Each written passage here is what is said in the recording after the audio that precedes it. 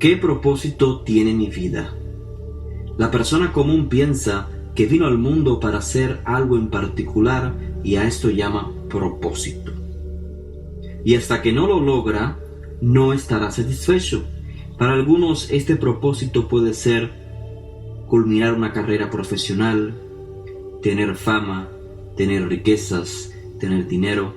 Pero ¿qué pasa después que completas este propósito?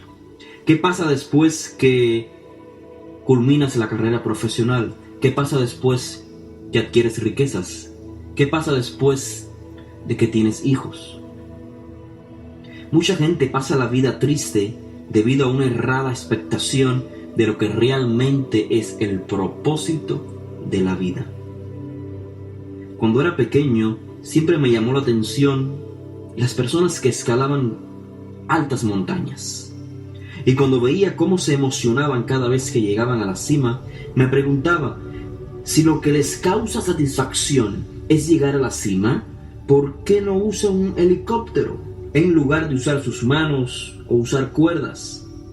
No comprendía en aquel entonces que el propósito del escalador no es solamente llegar a la cima, sino escalar, pasar por todas las dificultades del camino, sobreponerse a cada una de ellas y llegar a la cima.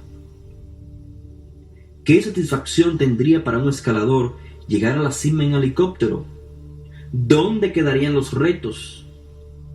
¿Dónde quedarían las dificultades del camino? Cuando crecí un poco más, noté que los que escalaban una montaña luego volvían a escalar otra y otra y otra y otra más. Y así comprendí que ni siquiera el propósito del escalador estaba en escalar una montaña en específico, por muy alta que fuese, sino que el propósito del escalador es escalar. Y así es la vida. El propósito del ser humano es ser. El propósito del ser humano es vivir. El propósito de la vida no está en completar una carrera en particular. El propósito de la vida no está en completar una tarea en particular, un propósito en particular. Porque una vez que completes X tarea, querrás completar otra, y otra más, y otra más. El propósito de la vida es el camino mismo de la vida, el desarrollo de la vida. Enfrentar los retos, sobreponerse a ellos, vivir la vida misma. Finalizamos una tarea y comenzamos otra. No quedamos satisfechos. Si nuestra concepción de la felicidad es encontrar el propósito de la vida cuando completamos una tarea en particular, si esa es nuestra expectación de la felicidad, seremos los seres más infelices de la vida. Porque no fuimos concebidos así. El amor no es un destino. El amor es un camino en proceso constante, y así es la vida. Imaginemos que una pareja se casa y un día después de la boda, un cónyuge le diga al otro, te amo, he culminado mi propósito. ¿Cómo se sentiría la otra persona? ¿Aquí termina todo? No puede ser. Amor no es un destino, sino que es un camino, es un proceso constante. El propósito del amor está en amar. Amar es un proceso constante. Jaime Karim, el propósito de la vida lo encuentras cuando aprecias la vida misma.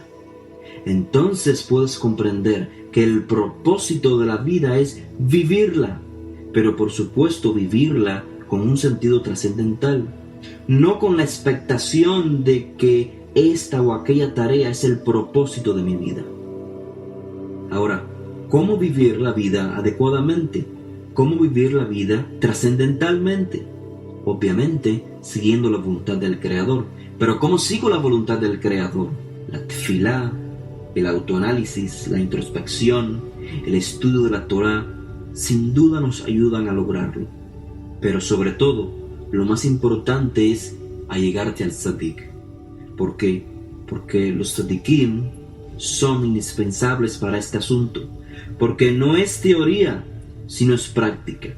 Cuando vemos a un tzadik, estamos viendo la voluntad del Creador puesta en práctica, porque los tzadikim son personas que nunca dejan de vivir.